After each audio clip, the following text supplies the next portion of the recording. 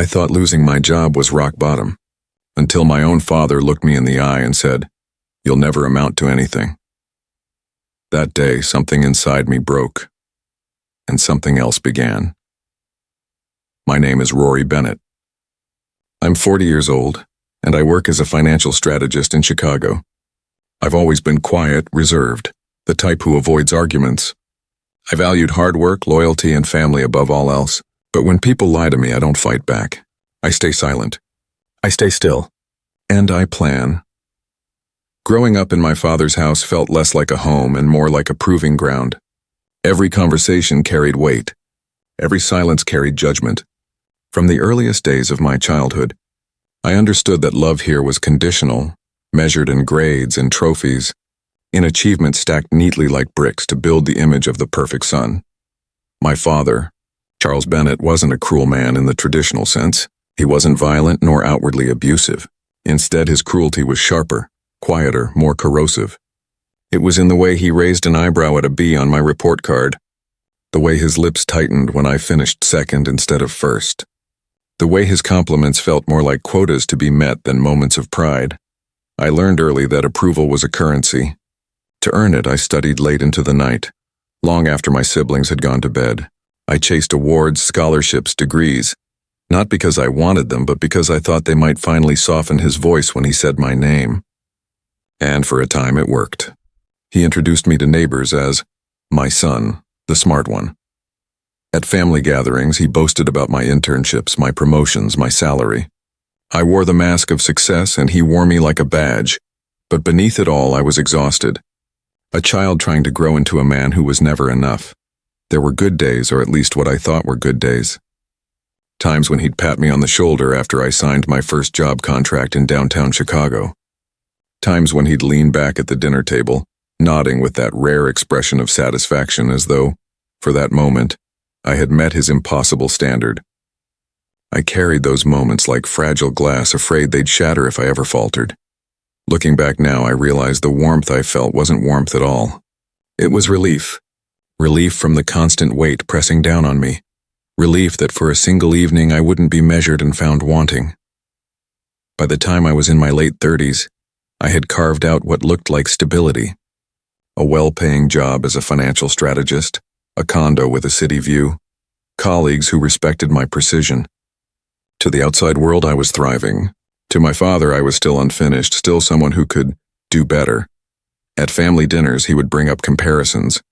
"Your cousin Mark just bought a bigger house." Or, "I heard Paul's boy made partner at his firm." Each comment a reminder that the bar was always just beyond my reach. I never argued. I never raised my voice. I just nodded, chewed my food slowly, and carried the weight in silence. That was my nature. Quiet, reserved, non-confrontational. It wasn't weakness, it was endurance.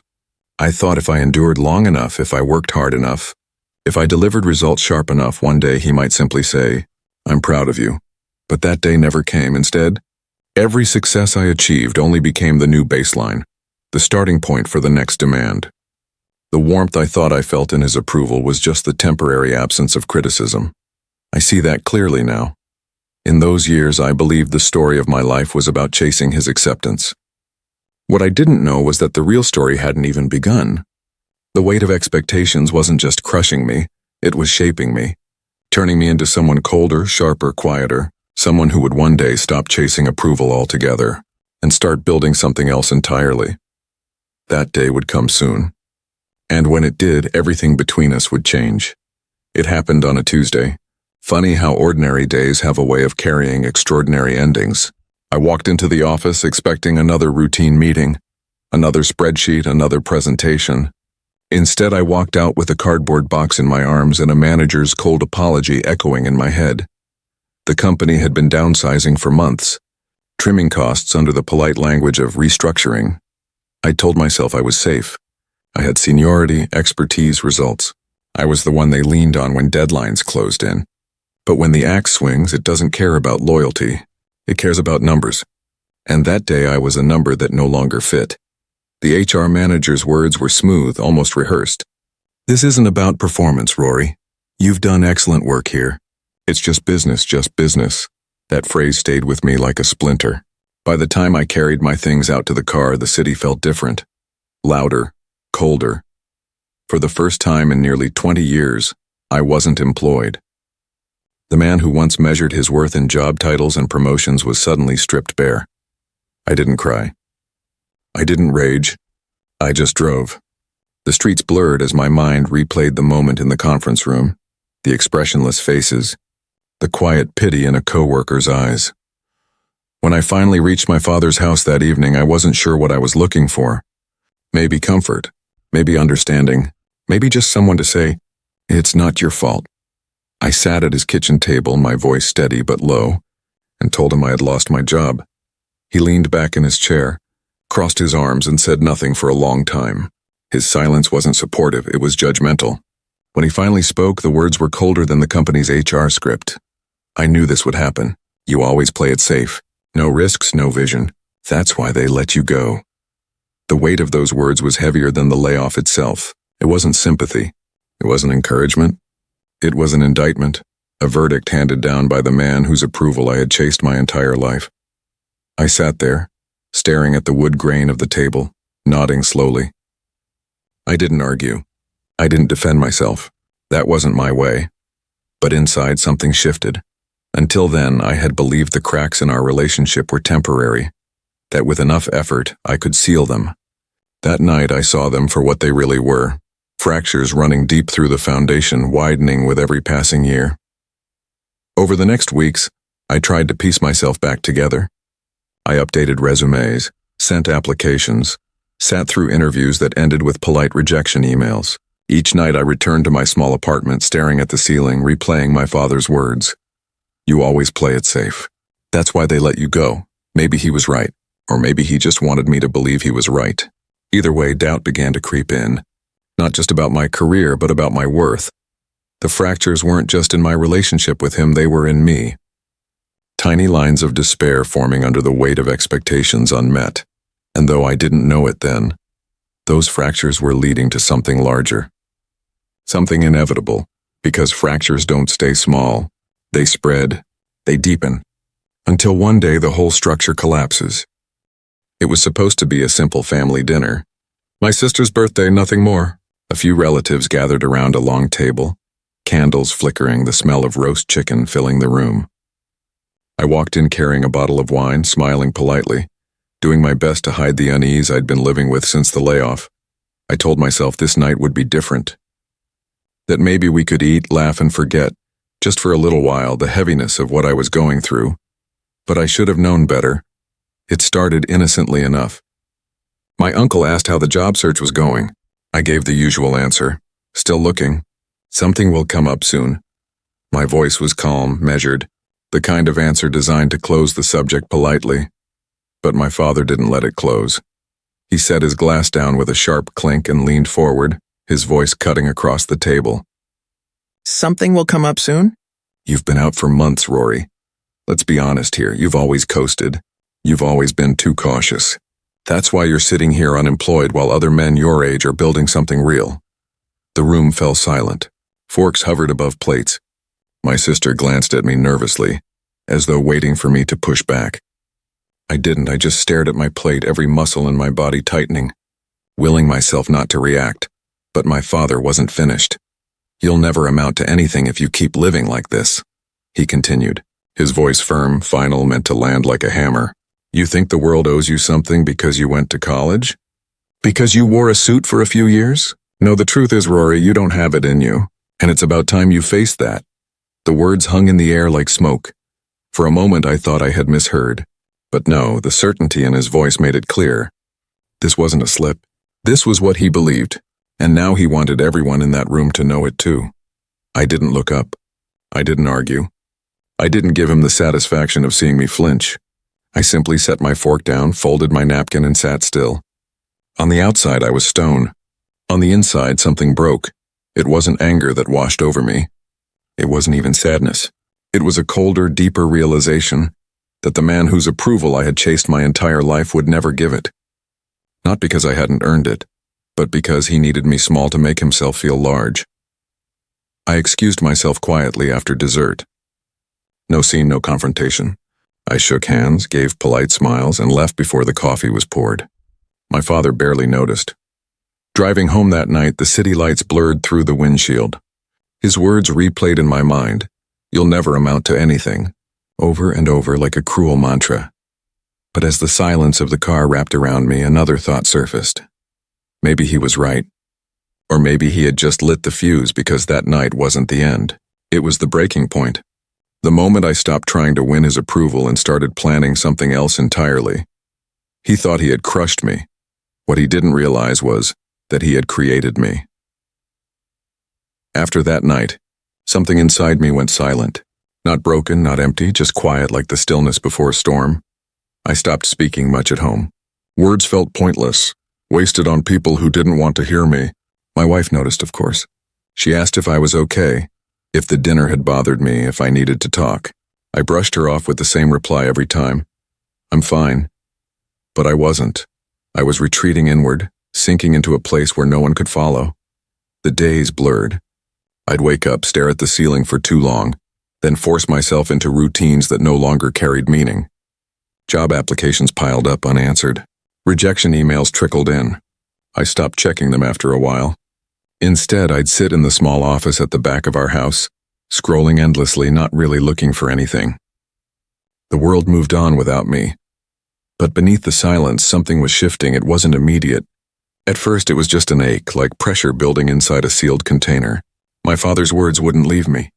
They echoed through every corner of my mind. You'll never amount to anything. For weeks, I tried to numb it, tried to convince myself that maybe he was right. But the longer I sat in that silence, the heavier the ache grew. And slowly, that ache began to change shape. It wasn't despair anymore. It was anger, controlled, focused, like embers refusing to die. I found myself replaying old memories, times I had worked hard, times I had succeeded, times I had proven myself, achievements that had been dismissed or ignored, brushed aside as luck or circumstance. My father had never acknowledged them, but they were mine. And the more I thought about them, the more I realized if I could do it once, I could do it again. But this time, it wouldn't be about pleasing anyone else. It wouldn't be about chasing his approval. It would be about building something undeniable, something so strong, so unshakable that even he couldn't ignore it. So I withdrew further. To my wife, it must have looked like depression. To my friends, it looked like failure.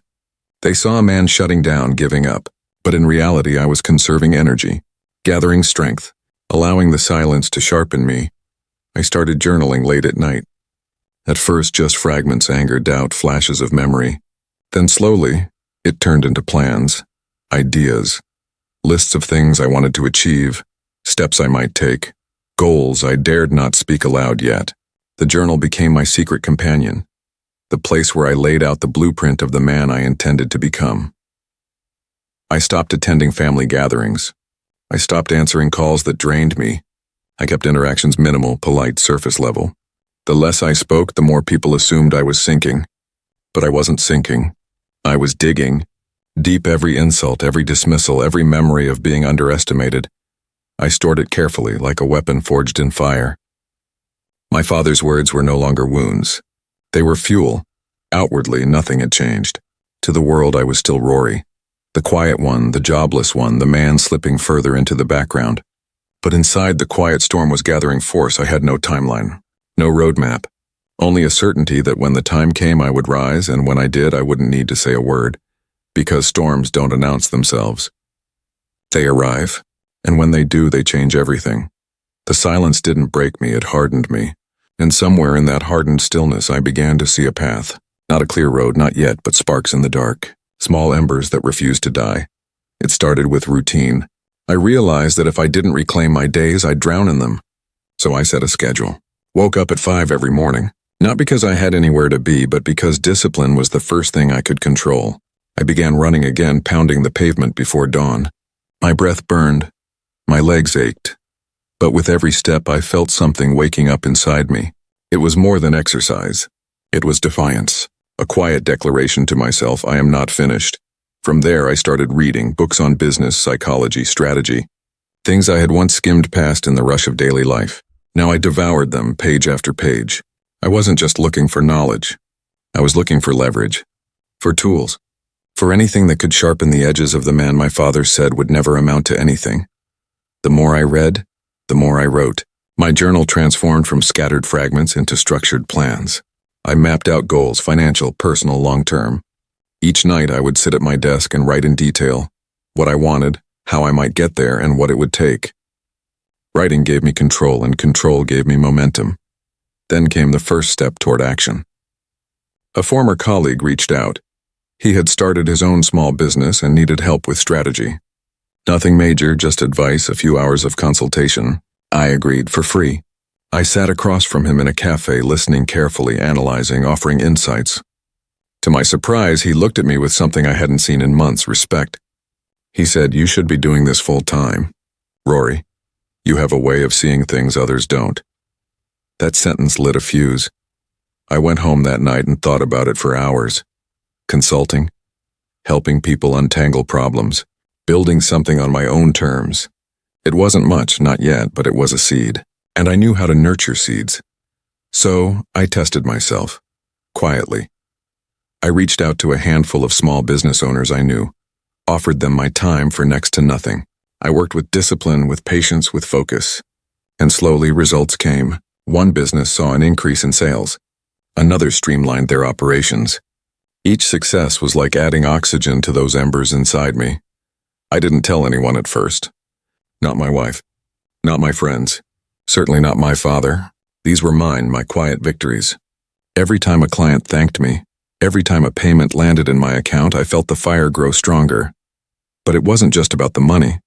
It was about rebuilding the man inside me, the one who had been crushed under my father's words. With every step forward, I was proving, to myself, not to him, that I was capable, that I was valuable, that I could create something no one could take away. And still, I said nothing.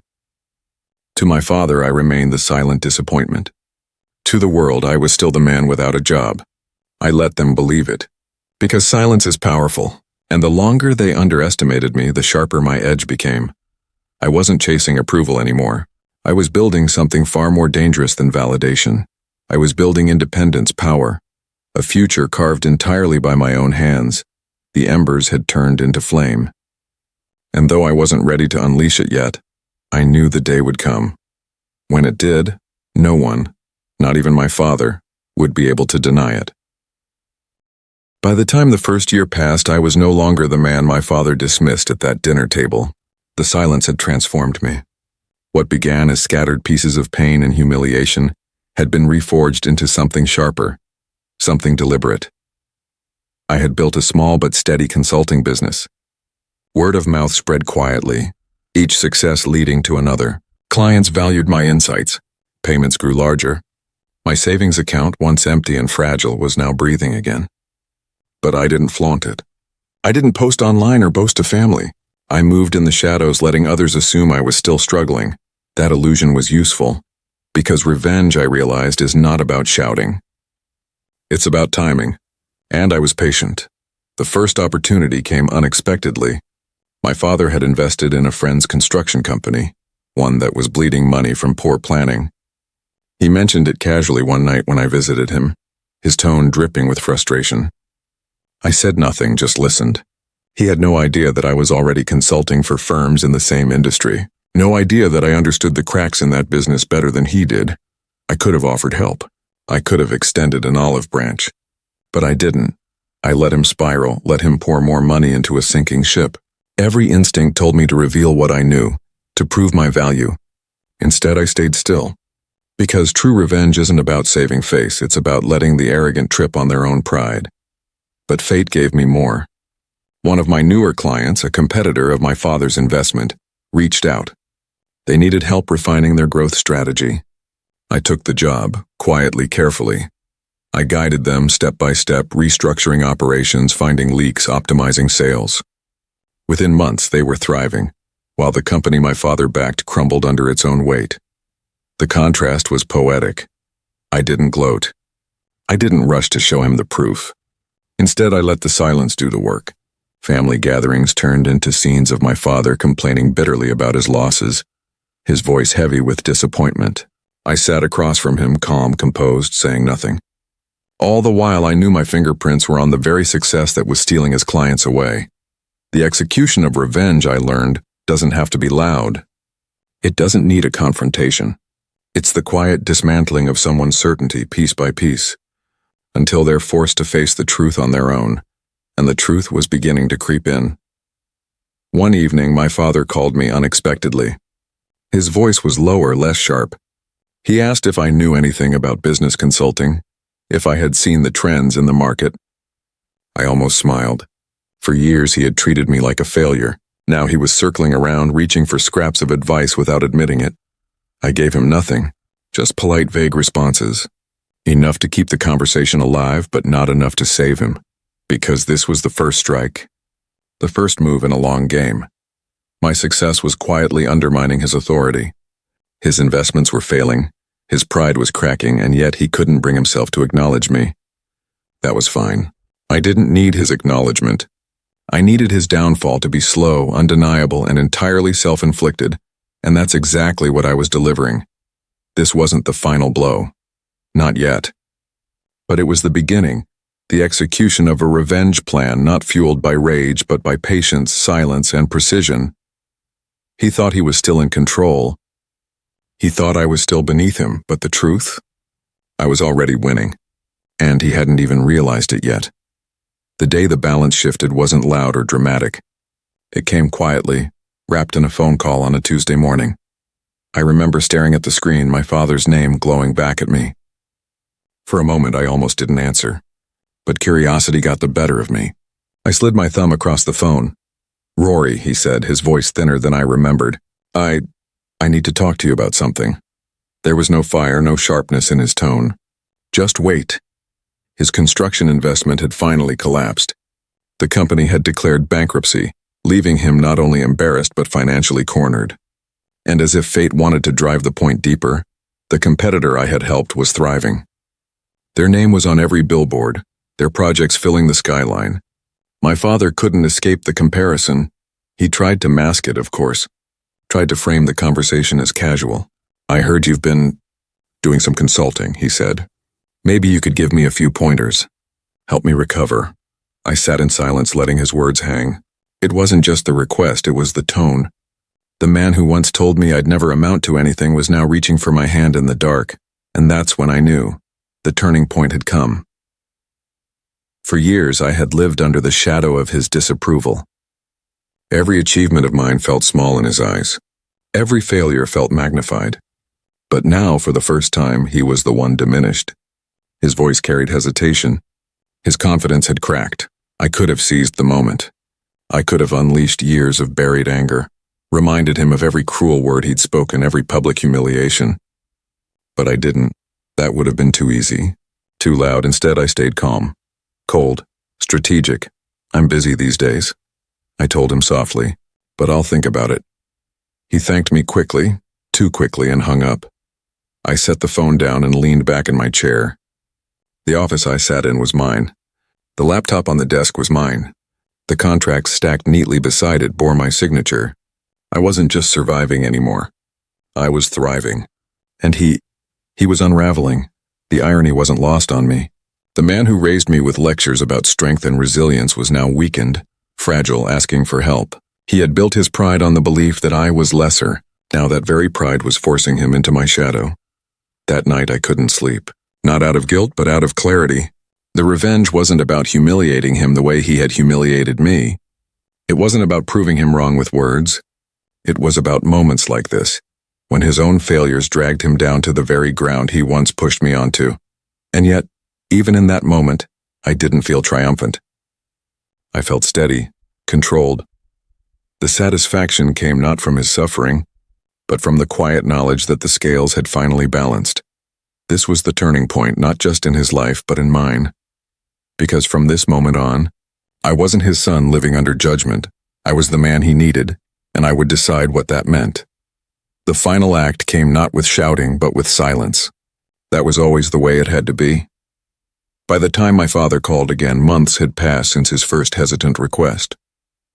His voice was weaker now, almost unrecognizable. The bankruptcy had drained not only his finances, but also his pride. He asked me to meet him, said he needed my advice. I agreed. We met at a small cafe, the kind of place where people go when they don't want to be noticed. He sat at the corner table, shoulders bent, a man smaller than the one I grew up with. His suit, once pressed and commanding, was wrinkled. His eyes darted nervously as I walked in. "Rory," he said, trying to sound composed. I'm in trouble. The banks won't lend to me. Your uncle won't return my calls. I need a loan, just until I get back on my feet. A loan, the same man who once told me I'd never amount to anything, now begging for my help to survive. I sat across from him, calm, steady. My coffee steamed between us. For a long moment, I didn't speak. I let him twist in the silence, just as I had twisted under his words years ago. "I've built something," I finally said. "A company, clients, contracts, I'm doing well." His eyes lit up for a moment, desperate hope flickering. "Then you can help me. Just a little. Enough to get back on track." I studied him. The proud man who had belittled me in front of family, who had sneered at my struggles, who had cut me down when I needed support, now reduced to pleading. And here was the justice. I didn't need to humiliate him. I didn't need to repeat his cruelty. I only needed to let the reality stand between us. "I could help," I said quietly, "but I won't." The words landed softly, but they carried all the weight of years of silence. His face tightened, eyes searching mine for anger, for revenge, for anything he could use against me. But I gave him nothing, just calm, unshakable resolve. "Why?" he finally whispered. I leaned back, my voice steady. "Because when I needed you, you told me I'd never amount to anything. You didn't just doubt me, you buried me. And I clawed my way out without you. Now you want my hand, but I learned to stop reaching for yours a long time ago." He swallowed hard, his pride forcing him to stay silent. For the first time in my life, he had no words. I stood, left money for my coffee on the table, and looked down at him. "You were wrong about me," I said, "but I won't waste the man I've become trying to save the one you chose to be." And then I walked out. The cool air hit me as I stepped onto the street. For the first time in years, I felt light. Not because I had destroyed him, but because I had freed myself. His voice no longer defined me. His judgment no longer carried weight. Justice wasn't in his downfall. It was in my rise. He thought he had broken me. But the truth was simple. He had built me. And now I finally understood the quiet power of standing on my own. I wasn't trying to win. I was ending it.